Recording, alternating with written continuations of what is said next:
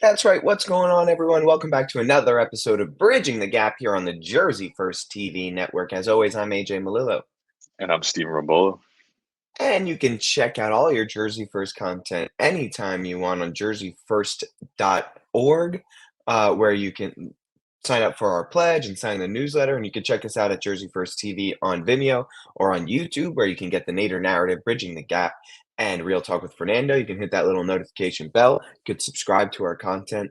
And you can also check us out on demand anytime on onnj.com. Another week in the books, but you know what, Stephen? Welcome to 2024. We Yes, are in sir. the new year. We're ready to rock. We're ready to roll. I hope you're January, 4 days in. How are your New Year's resolutions going? How has the new year been treating you? We brought in the new year together, luckily, so that was a lot We of did. fun. We did. It was a grand old time. We not only did we bring the new year in together, but we also were recording this on the 4th. We had an opportunity to celebrate again yesterday. A happy belated to you, sir, nonetheless, AJ. It was Thank wonderful. you.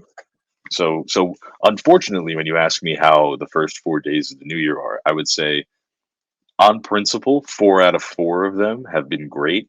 I would give it, though, realistically, if I was really weighing these results, a 3 out of 4, solely because I had to travel to Philadelphia within in the first month of the year, which is just it's never a pleasant time being in Philadelphia. However, when a gentleman such as yourself, asks to congregate, I would go to any corner of the earth. It just so happens that you picked like the armpit of America, but Hey, I'm you not know I'm what? not upset. We had a great time. We had an amazing time. Philly is just the closest city that can connect all of the people. Like it just happens to work out that way. It's just so unfortunate. It is. It is. I don't love the city of Philadelphia. It is not my favorite place on earth. No, But no. you know what? It is what it is. It gets its job done. That's fair. But it was a good time. I was happy to be out there, and I'm looking forward to getting back to school. At this point, like 12 days out from classes starting up again, which is kind of crazy.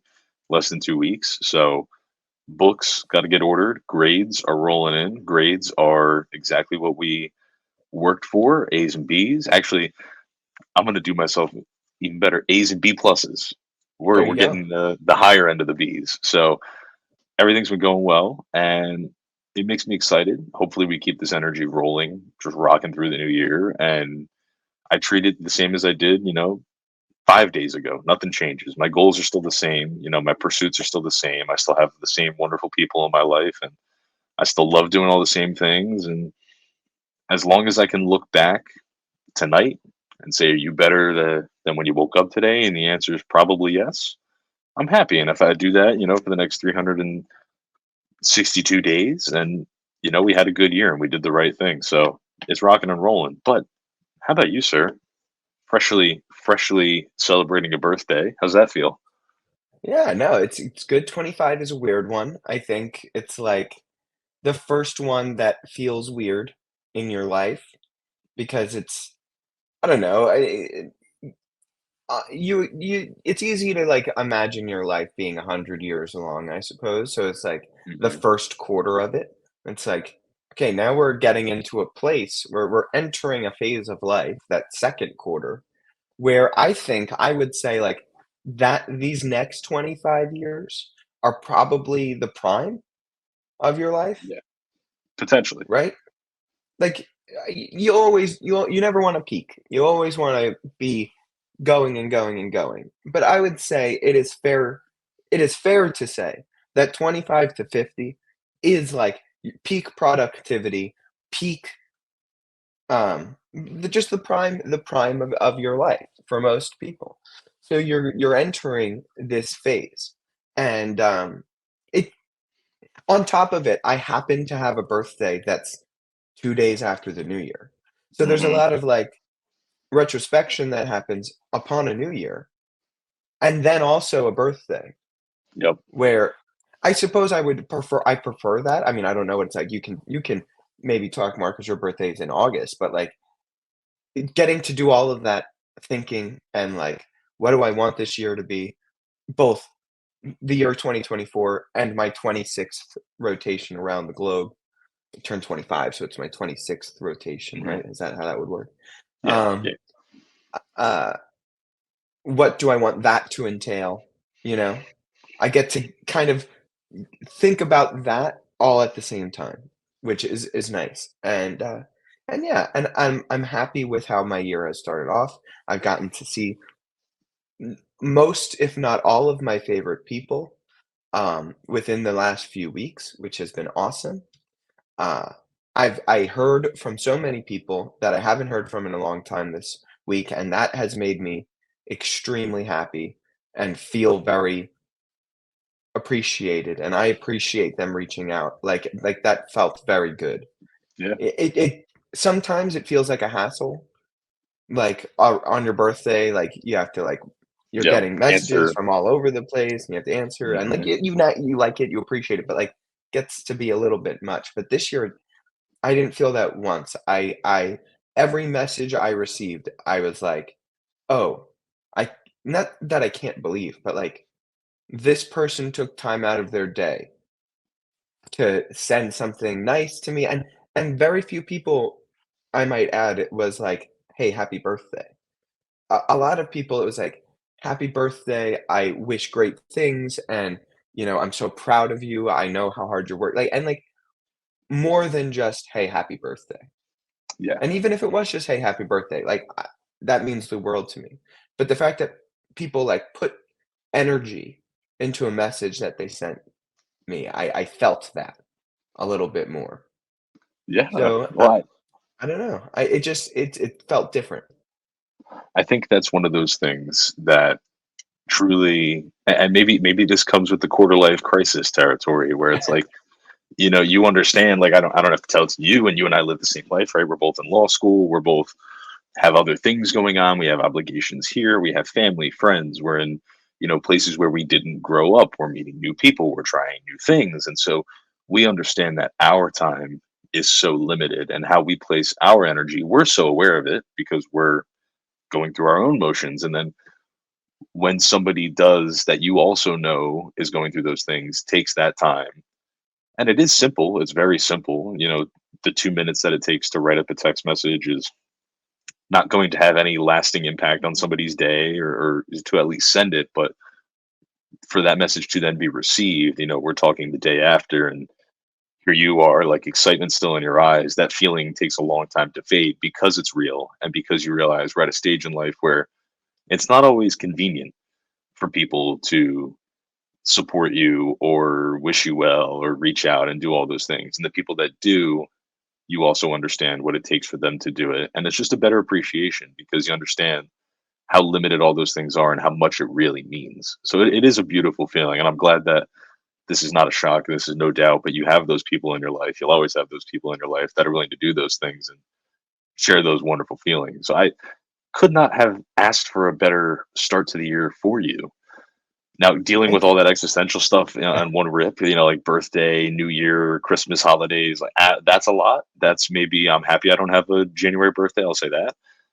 But I think it's a great way to start the year, and I'm happy that you're starting it off on a positive note with a lot of love and a lot of people supporting you. And I think we've been saying this for a long time, but not only independently, but for us together, the show, everything going on. It's a big year. There's a lot of big things coming up in the year 2024.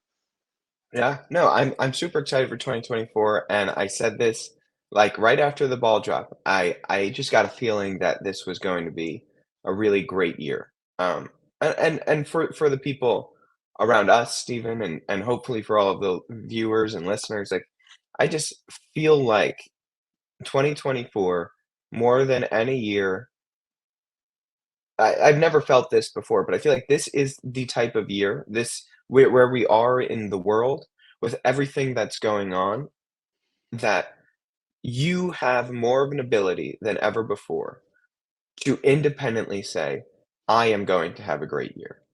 Yes. Like, "I'm going to make this year great for me, for the people around me." Yes. And I felt that right away. I was like, "Something feels different." I think, like, this is a time that you have the ability to actively make your life better. So do Mhm. it. It's in your hands, it's in nobody else's. No, So that's that's my thoughts for the new year for now that we were in it.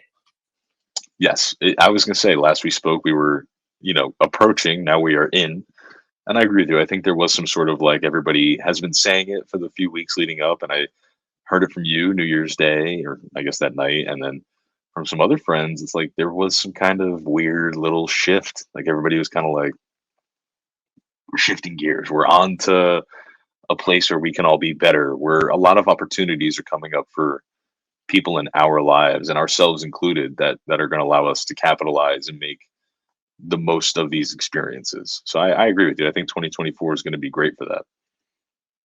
Yeah. Well, let's you know what, Steve, I think we should get into some stories here, Yeah. but the most appropriate place to start 2024, I would say, is to another iteration of a story that we followed for now years upon years upon years, including 2023. Um, it wouldn't be a year, Stephen, Yeah. if we didn't have this type of story come out. Yeah. It's a tried and true, a It true is. classic. It Um, is. it's our favorite There's in nothing some like it. real way.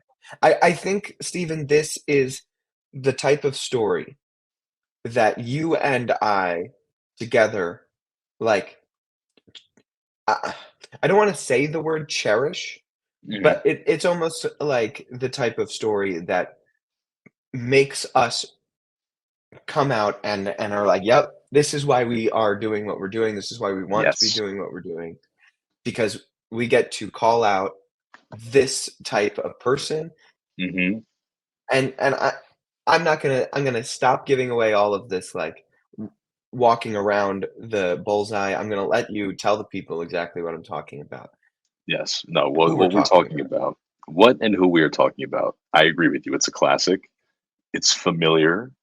It feels like a warm hug, maybe from a jacket that has envelopes stuffed with hundreds of thousands of dollars of cash in them, like jackets that you might find in the home of one Senator Bob Menendez of New Jersey, who we've spoken about many times and who blessed us all with a beautiful gift this new year.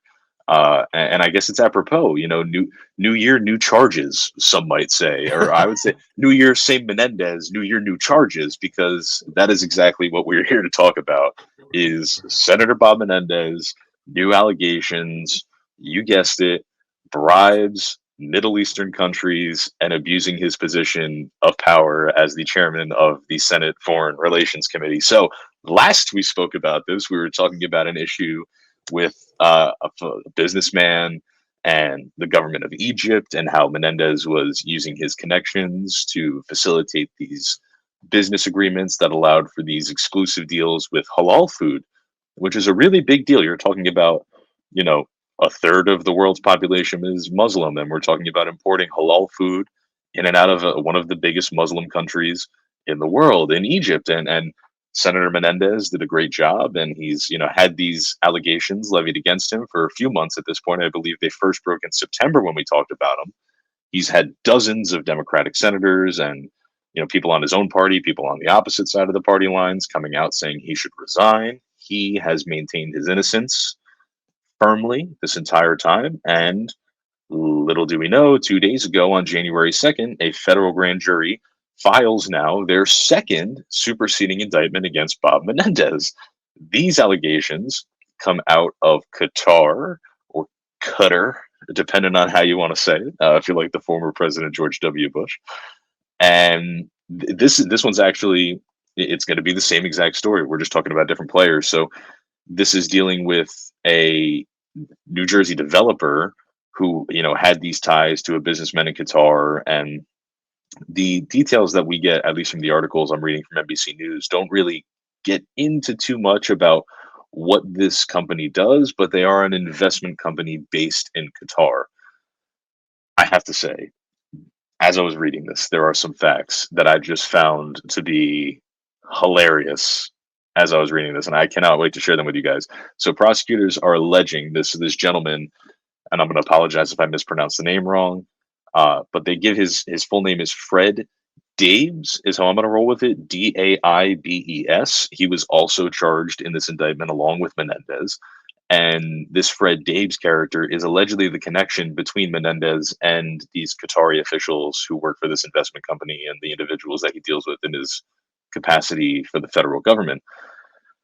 They're alleging, the prosecutors are alleging that in some of these text messages between Bob Menendez and Fred Daibes, that he was, it literally sent a text message that says, quote, "How about one of those?" And it was followed by a picture of a bunch of luxury watches that range from anywhere from, I think it was like as low as $9,000 to as much as $25,000. And, the article doesn't go into too much context about what was preceding that question, but I think it's pretty clear that, gold watches, high end jewelry. How about one of these? I'm going to get you a meeting with the guy. I'll give you one of these in return. But what really got me, as I was reading this article, I actually laughed out loud.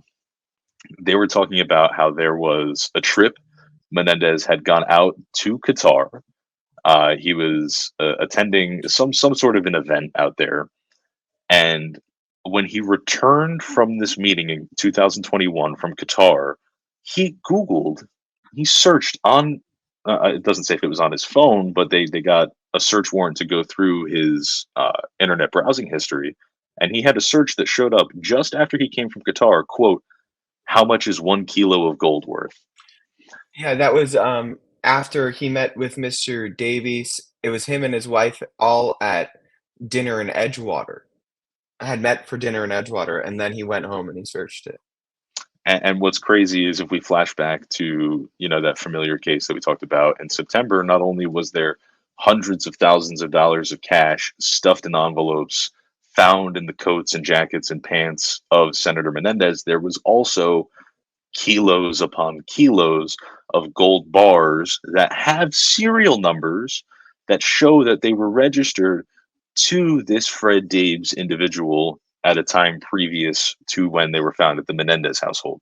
So, what does all of this boil down to? The ultimate result of this, the Qatari investment company that this Davis individual was connecting between, entered into a joint venture with a company controlled by this Dave's guy, my bad, and they invested tens of millions of dollars into his projects that he was working on. So a businessman who knows Bob Menendez, trying to get some investments overseas, sets up the meetings, offers Bob Menendez some gold watches, offers him some gold bars. I guess Bob Menendez did his due diligence and found out that gold bars are probably a better investment than luxury watches. Elected for the gold bars, received the gold bars, and all of a sudden, this man's company gets tens of millions of dollars from Qatari officials, Qatari government, and Qatari investment companies, just flowing in So freely, we know allegedly. that, the per the live gold price, for a kilogram at right now is, $65,692.82. Yeah, I'm taking that over the watch every day. But so the biggest thing, and ultimately we'll run through charges real quick, and then I guess we could talk about what are our thoughts on this. These are wrapped up in the same charges that they brought against him in September. It's conspiracy to commit bribery, conspiracy to commit honest services fraud, conspiracy for a public official to act as a foreign agent. So these are not inconsequential accusations. You're talking again, former chairman of the Senate Intelligence Committee, now ranking chair member. However, they were preventing him from hearing certain briefings due to the going ongoing conflicts in the Middle East, and being that these countries are all knocking on the door of a conflict over there, and this guy is accused of acting as a foreign agent. I think it's fair that the Congress has taken steps to limit his access to information. However, what is repulsive about this whole fact is that since September, when he should have stepped down, Bob Menendez still, for some reason, believes that he is the most properly fit and the right person to represent New Jerseyans in the Senate as one of our two senators. And I will say the same thing I said then. It is disgusting. It is egregious. This man is a repeat offender. He has had allegations like this for years of accepting bribes, of being a dirty politician. He's had trials go through that end in mistrials, and because we have hung juries and all these things, and it's despicable, it's sickening. And at what point are the people of New Jersey going to turn around and finally have enough? And are we going to vote this guy out of office? And I'll say this on top of all that, before I let you go, my last thought on this: there is no excuse that he can give at this moment, after a basic mirror image accusation of what he was accused of in September comes to light. He is federally indicted, and it is the same exact playbook. This is the stuff that Chris Christie talked about in 2016 when he was doing the thing on Marco Rubio, where it's the same thing. All of these Washington politicians have the same thing. They run through the checklist all the time. It goes for when they're talking to you in public. It goes for when they're getting on TV and giving an interview. It also goes for when they're allegedly going behind the backs of the citizens and constituents that put them in this position of power, that they owe the duty to serve correctly, properly, and fairly. They go behind your back. They do these shady deals. And if you're Bob Menendez, you sit there, you put your hands up, and you say, well, it couldn't be me. Look at my record. Look at my record on human rights. Look at my record on how I deal with these people. It couldn't be me. Even though there's smoke, it smells like fire. I can see the flames. I watch the fire trucks drive by, and you're going to sit here and tell me something's not on fire? I don't believe it. Bob Menendez is a disgrace. He does not represent the people of New Jersey. He needs to be vacated from his seat immediately. Any day further that he serves is a day wasted. Steve, you can't believe your lion eyes, okay? What you see is not true. It's that simple. He That's didn't it. do anything. He's been nothing but exactly what he should be this entire term. You're No, right. but in all seriousness, you mentioned the mistrials and the hung juries, and then we find out that there are jurors literally doing interviews at his campaign events, talking about how much they love the senator, and they sat on the jury, and they donated to his campaign. Please, like, spare me. It's obvious at this point, it's nauseating how often we've had to do this. And you know what, Stephen? The worst part of the whole thing is I can go chapter and verse about people saying things that others don't like, losing their Mhm. committee assignments, being kicked out of Congress. Bob Menendez openly, unapologetically, unabashedly just is corrupt and takes bribes and is the chair of the Senate Foreign Relations Committee Mhm. and just openly taking money from Middle Eastern countries. And what? He loses his seat on the Foreign Relations Committee. He's not formally told to leave the Senate at this point. Despite, look, I, no no support of, no love lost for. I don't really care that George Santos lost his seat in Congress. George Santos lied. That's what he did. He lied when he was running for a campaign. He lied a little bit more than everybody else, if we're being honest, right? He lied just a little bit more than everybody else that has ever run for Congress. Lost his seat in the House. A laughingstock. And Bob Menendez openly defrauds our country, commits bribery, is clearly in the pocket of foreign actors, sits on our Foreign Relations Committee while he's doing it, and there's not even a thought by the Democratic Party to remove him from the Senate. There's a majority of Democrats in the Senate right now. There's a majority of Republicans in the House. Guess what? George Santos, he was a Republican. Majority of Republicans voted for him to not be in the Congress anymore. Democrats would never even think about it. Marjorie Taylor Greene, however you say her name, is a pariah in the House. She said things that people didn't like. Mhm. She said things that people didn't like. She didn't defraud anybody. She didn't accept bribes from anybody. She said a couple of kooky things. Lost every single committee assignment she had. Nope.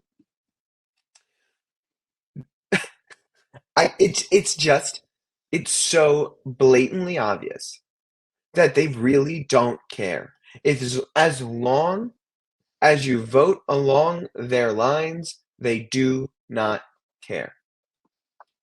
Do you know which senator on the Democratic side of the aisle is getting attacked more today by his own party and his own constituency?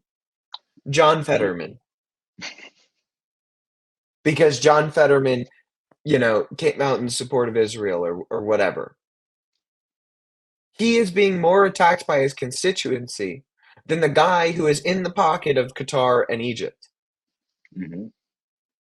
It's asinine. It's ridiculous, and I think it offends what truly is. And I really like the equivalencies that you've made here between Santos and Representative Green, which is they might be outlandish, they might say repugnant things, they might be a little loose with the way that they carry themselves in a place that is supposed to have prestige, and to have a problem with all of those things is okay. But what they are not, at least to the extent that Bob Menendez is blatantly dishonest. And that is what offends me more than anything, is that Illegally dishonest. Like, yes, and he used his position of power for personal financial gain. We saw the pictures. You can go and you can find them for yourself. Jackets that say Senator Bob Menendez opened up envelope wads of cash, gold bars that have matching serial numbers that belong to these businessmen, that he used his official government connections to create backdoor channels of communication to facilitate deals that got him lucrative assets that he's able to hide and cash in when he pleases, because he never thought that he would get caught. And he did, and he still sits in that very seat, which he abused. And so long as he sits in it, I will consider it continuing to be abused, because he does not belong. He does not have the confidence of me as a New Jersey voter. And I would hope my fellow New Jersey voters as a whole have lost all confidence in Bob Menendez. And if you're losing it today, shame on you. You should have lost it the first time. And I'm not talking about in September. I'm talking about the first time years ago when this came out. And for some reason, he still gets by. He plays the same cards, and his party supports him. And it's egregious. It's disgusting. And the people of New Jersey deserve better. So what I want to say, while we have this platform, while we have the listeners, we need to make sure that we are doing everything that we can. This is an election year officially now. We need to make sure that the people who are running for this Senate seat, we've talked about them: Andy Kim, Tammy Murphy, pick your poison. Somebody whose name is not Robert Menendez needs to be the new junior senator from the state of New Jersey by November 2024. We cannot accept another 6 years of this. We cannot let this man go unpunished. He needs to know that New Jersey, we're tough people, and we expect good things from the people that we send to Congress. And when you do us wrong, we are not going to continue to support you. We are not going to continue to put you in those positions to go and do the things that we need done. Because while we're sitting here in this state, we're paying high taxes. We have all these issues going on in our border states with immigration and all of these other things. Bob Menendez is busy doing back deal doors with Egypt and Qatar, literally lining his pockets with gold and cash, while we sit here and try and figure out how we are going to make it through this contentious election year, who is going to take us into this new generation of politicians, what we are going to stand for and represent. And it seems like none of those things do anything to enrich Bob Menendez, so he clearly has no interest in participating in them, and he will continue to do what he has shown and proven to us time and time again that he does, which is lie, cheat, and steal from the people of New Jersey. Since 2006, he's been in the seat, Stephen. And the first allegations against him came in 2006. He, it's been from day one that he's been in the U.S. Senate. He was in the House before that, and who knows what was going on there. But literally, since the first year he took the seat in the U.S. Senate, there's been allegations of conflicts of interest, of corruption, of bribery. Dating further back, there's more disgusting allegations of like, you know, uh, underage prostitution and things like that in the DR. But regardless, like we're not getting down with the Jeffrey Epstein stuff right now, so we don't have to talk about underage sex crimes. But still, like there has not been a year that that man has sat in the U.S. Senate that there wasn't questions of his ethics by the opposing party and by his own. And yet he still gets by. And his son still gets by. And look, the sins of the father are not the sins of the son. I'm not implicating Bob Menendez Jr. in it. But if we're being honest, it's like the entire Democratic side of the aisle says that basically anything Donald Trump Sr. does, all of his kids are just as evil and awful for it too. So it's like not only does Robert Menendez get to get away with everything, but his son doesn't get any pilloried at all. And not that he should. But it's just ridiculous to me that like we're playing these games with with Bob Menendez, and his son still gets the cachet of being a part of this political family, and he's still going to be in the Congress. And who knows what he does? Because listen, Senator Menendez was in the Congress from like 93 to '06, and he didn't have any allegations then. But as soon as he took that Senate seat, everything started piling up. I just want to take the opportunity before we move on. I have it pulled up. I'm going to speak slowly and clearly here. I'm going to give you guys the phone number for Senator Menendez's office in Jersey City, and then also his office in Washington, D.C. And anybody who is watching this, I implore you, call the office, leave a message, and let them know that you think it is time for Senator Menendez, who has now several federal indictments stacked up against him, to remove himself and step down from his position, allow our governor to appoint an interim senator until we have an election in a few months. I do not even think that Menendez deserves the courtesy of finishing out his term while we wait to elect a new senator, because these things, like you said, he has a repeated, documented, long history of these allegations, and it needs to be put to an end. And the people, us, you, me, the listeners, everybody needs to understand that this is the time when it counts to use our voice. So very quickly, if you want to reach Senator Menendez's office and tell him that you're just as equally embarrassed and disappointed of him and his attempts, and successful as they have been to enrich himself and his family, you can give him a call at his Jersey City office, 973-645-3030, or you can call him in the Washington office, 202-224-4744.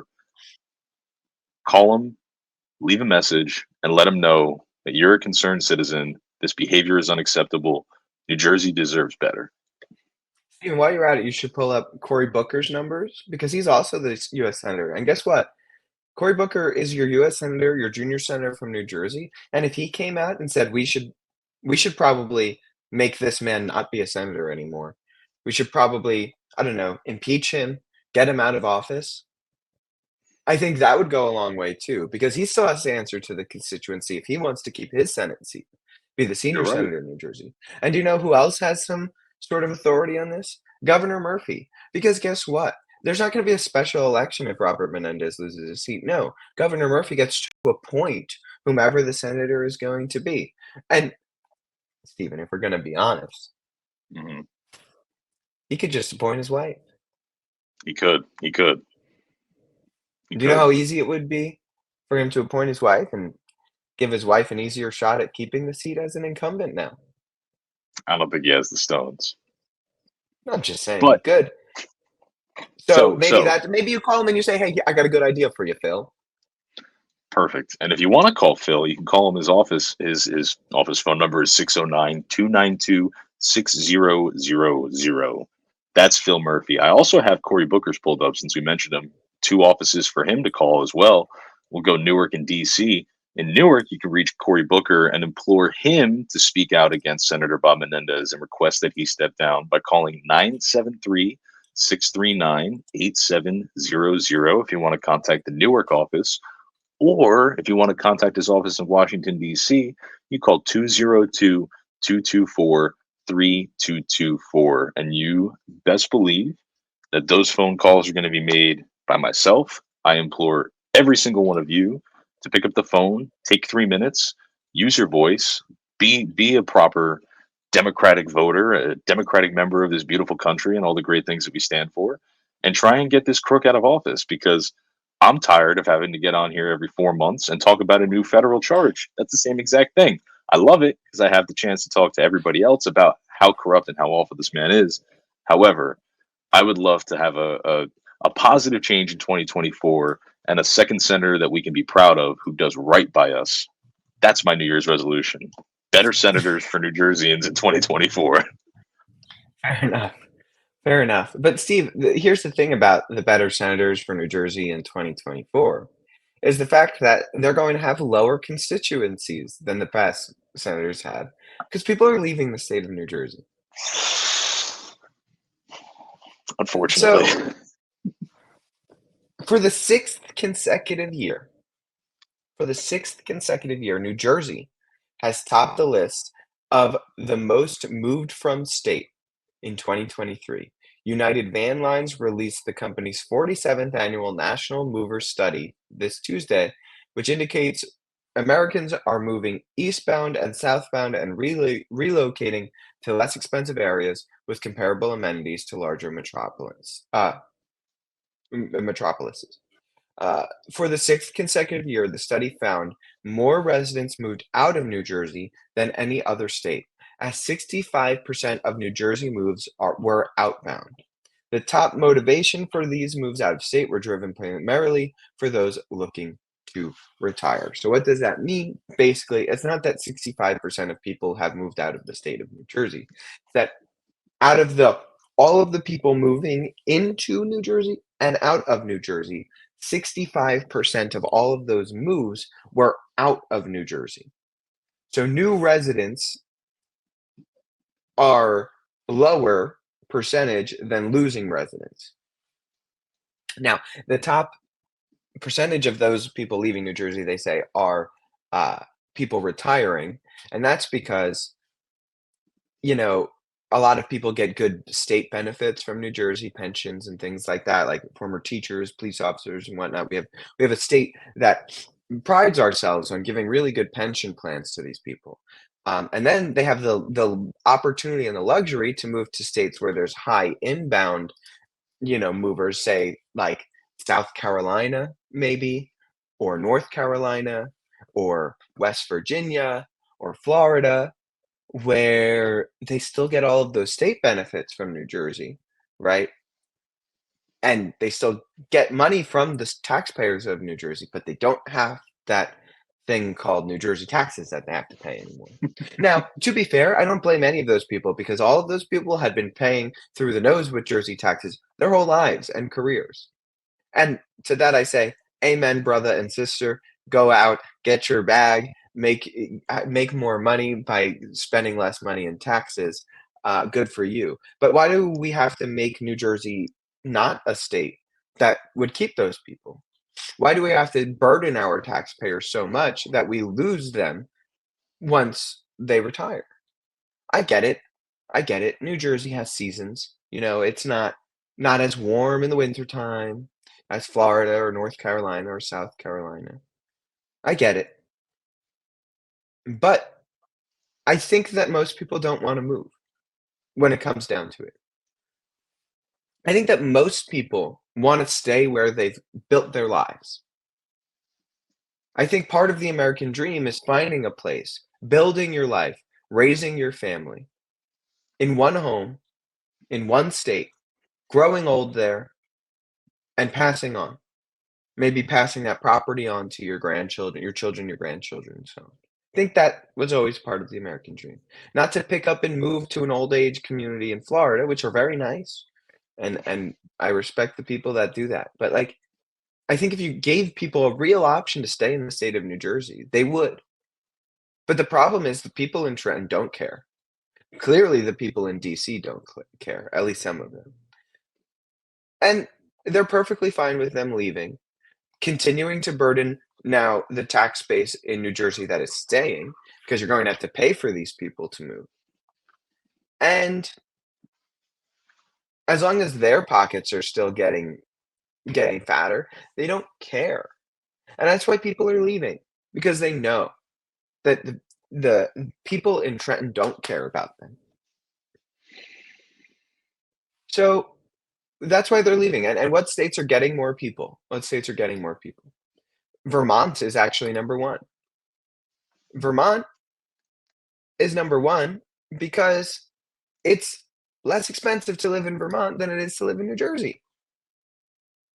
And it's still nice up there. You still get your seasons. You can go skiing in the wintertime. Very nice. Number 2, weirdly enough, Washington, DC has a lot of people moving in. But I think that that's because once you move into Washington, DC, you probably don't move out a lot, Mhm. because you become part of like that swampy, gross creature that lives in Washington, DC. Um, Number 3 is South Carolina. A lot of people are moving to South Carolina. I understand that. South Carolina to me feels like what New Jersey should be in a lot of ways. Interesting. Like, you know how Phil Murphy wants to make New Jersey the California of the East Coast? Yeah, allegedly. I think that the next governor, the Republican, should run to make it the South Carolina of the Northeast. We have the beautiful beaches. I think that people like living in South Carolina. From all of the things that I've heard about people that have moved to South Carolina, they love it there. I think that New Jersey can have that type of reputation as the place that people wanna go, the place that people wanna be. Well, the Jersey Shore could be much better than Myrtle Beach. I think it is much better than It Myrtle is. Beach. It is. So, we should have those people should be coming here. I don't disagree with you. I really don't. I think so. This is one of those statistics that when we were prepping for the show and you told me this, I was kind of like, "What?" And then I was like, "What?" I get it because of everything that you said, right? So we do pay a lot of money in taxes, all kinds of taxes in the state of New Jersey. You talk to any citizen of the state, they'll tell you it's great. It's just expensive to be here. And when we have a governor who is concerned with, like you said, what seems to be his own particular agenda for the state, claiming this title of the greenest governor, signing these deals with these, offshore wind farms that are, falling through, and these mandates about electrical vehicles. And, we have a senator that would rather take gold pockets and line his own jacket pocket, or gold pockets, gold bars and line his jacket pockets than do the work that needs to be done to make living in New Jersey better. It's obvious that people are not going to want to be here. I can't tell you how many times I've heard of, met, or personally know people that have left the state, or I have, good neighbors and family friends that for 6 months out of the year, they snowbird it and they go somewhere else where it's, easier to be in the winter, and the cost of living is so much lower, and you're kind of up here for the attractions of New Jersey in the summer, which I get, it's appealing, but I think New Jersey has so much more to offer. We have a great public education system that we should be proud of, that should drive people into the state. We have a lot of beautiful culture here. There's a lot of beautiful things that the state has to offer. We're close to New York City. We're close to Philadelphia. We're close to DC. We're part of the East Coast megalopolis, of all these cities that line up. There's tons of opportunity. We have a vibrant, diverse community. New Jersey, as blue as we are, there are some parts of New Jersey that are pretty conservative as well. So I really truly believe that there is something from everybody. You could go from Jersey City out to Cowtown Rodeo, you know what I mean, in a day. And it just hurts me because there's a great Anthony Bourdain quote. He says, "To know New Jersey is to love her." And I agree with that. And I think it breaks my heart that we have people who know New Jersey, who do love her. And like you said, a lot of times it's not even that they want to leave, that they feel like they have to. And that's a failure of the government, of the people that are in charge, of the people that are making decisions. I know we didn't talk about this and we certainly don't have the time to, but now officially the minimum wage in New Jersey is over $15 an hour. We're like the second highest in the country, I believe. That's great. We're going to have the conversation about how that's going to affect the cost of goods, the cost of services, the cost of everything in this already expensive to live in state. So I wouldn't be surprised if when you and I sit down for this exact conversation next year, we pull up the same article from the same people, and it's now 7 years in a row that New Jersey has the most people leaving the state. And it is such a shame because we are a state full of great people. We're a state full of innovation. We're a state full of diversity, of culture, of history, of progress. And those are the things that make New Jersey great. Those are the things that we need to invest in. And we need to be better at keeping people here because there's no place like New Jersey. It's Jersey first. It's Jersey over everything. And it breaks my heart. But I'll tell you this, as somebody who is currently, albeit not by my choice, not living in New Jersey, I can't wait to come back. So New Jersey, I'm not leaving you. I'm not breaking your heart. I'm here to stay. Look, no, let's be honest. Like the state of New Jersey, best food, 100%, hands down, the best food in the country, right?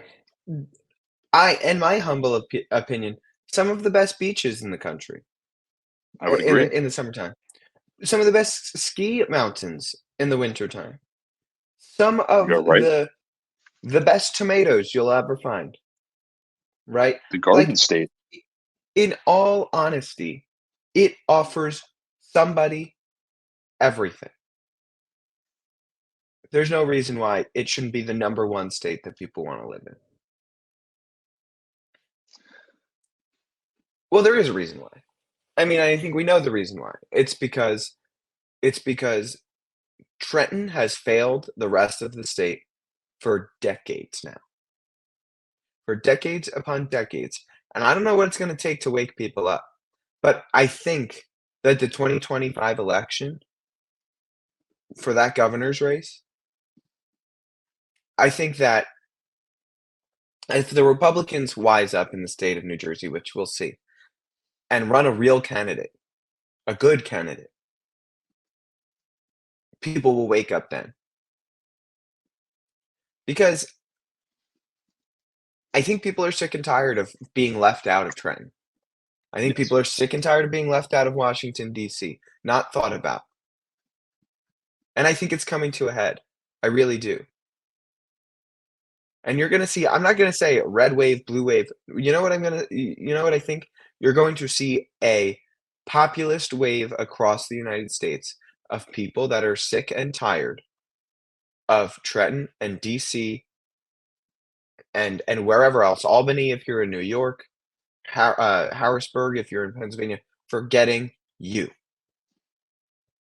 the individual, the person who's just trying to make ends meet, put bread on their table, raise their family, trust what their kids are learning in school, trust that they can maybe, buy a house someday. People are tired of it. They see everybody else getting all of the money that they're spending in taxes for wars that we're not involved in or we shouldn't necessarily be involved in, but we are. We don't wanna be involved in, maybe that's the best way to say it. For programs that nobody's asking for for education programs that nobody's asking for their kids, right? We're seeing money spent on all of these places, and people are going to turn around and say, "Enough is enough." If we're going to print all this money anyway, might as well start printing it for me and my kids. And our roads and our bridges and our infrastructure and our future and our education and all of those things that make a state great to live in, which New Jersey has the foundation for already. But I agree with you. We have fallen off of the path. We have been led astray by poor decision makers, by poor government officials. at all levels. And I hope that next year, when you and I sit down and we have this conversation, maybe, well, not next year. I'll give it to 2026 after we do, because I agree with you. I think 2025 is going to be a big year for the state because Phil Murphy, like we've spoken about before, is a record-breaking governor, first incumbent Democrat to win re-election in the state in a very long time, 2 decades, I believe. So there's going to be a shakeup no matter what happens when he leaves office. The only thing that we can do, and it requires us to be diligent now in this moment, January of 2024, we need to keep our eye open. We need to be diligent listeners. We need to be, active participants in our democracy, in our government, and for our state, the place that we love, the place that we all call home, the place that is in fact first in our hearts and our minds, Jersey, Jersey first. And if we do the work now and we pay attention and we, you know, come to middle grounds as soon as we can and we stay there and we really flesh out these ideas about what's going to make this place better and more desirable, we can have a comeback. We can turn the script. We can flip the script for New Jersey.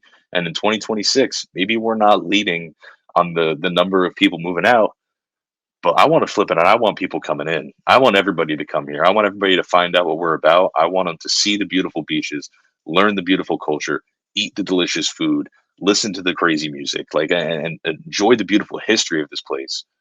There's no place like New Jersey. She deserves a better hand than what she has been dealt, and it is up to us to change that. Absolutely, absolutely. And look, it's getting time to wrap up, but I just Jersey is the place that the revolution was flipped in 1770s. I'm blanking on the exact year. Obviously, 1776 when the revolution started, but when Washington crossed the Delaware River and took back Trenton from the British, Mhm. the tides flipped of the American Revolution. And when the people of New Jersey stand up and take back Trenton from the people that have been using it against them in the 2025 election, that's when you're going to see the real flip of the United States to something that's fighting back for the people. I really believe that New Jersey is, a- so goes New Jersey, so goes our country. I think we are a beacon and a marker for the United States. I don't think people realize it, but what happens in New Jersey happens everywhere. And I think that New Jersey wakes up. I I think they hope. are waking up. I hope. And we're here. We'll help you wake up. We'll be the tall glass of coffee in the morning as you're waking up. Sip, That's right. think, and hopefully, get to work and make this place better for all of us. That's right. But Steve, this is the first episode of the new year. It The is. new year is, and I needed to double check. It was 1776. Christmas Nice. 1776. That it was. I wasn't sure of the exact year, but yeah, Christmas 1776. Anyway, uh it's the new year. It's 2024. I think that hopefully we started out the year for y'all with a great show. I had a lot of fun for this one. Me too. And I guess there's nothing else to say except for that all good things must come to an end, like this. So, if you're interested in more content for the 2024 year, it's an election year. It's a big year for not just the state of New Jersey, but for our country as a whole. Please subscribe to Jersey First TV on YouTube, on Vimeo, hit the notification bell, hit the subscribe button, get Real Talk with Fernando, get the Nader Narrative, get all the Bridging the Gap. Check us out on NJ. Check out all the news on NJ. Stay up to date with your Jersey news. And check us out on jerseyfirst.org where you can sign the pledge. Maybe that could be your New Year's resolution, signing that Jersey First pledge, getting our newsletter, getting all the things you need to make sure that 2024 is the best year for you, is the best year for New Jersey, is the best year for our country.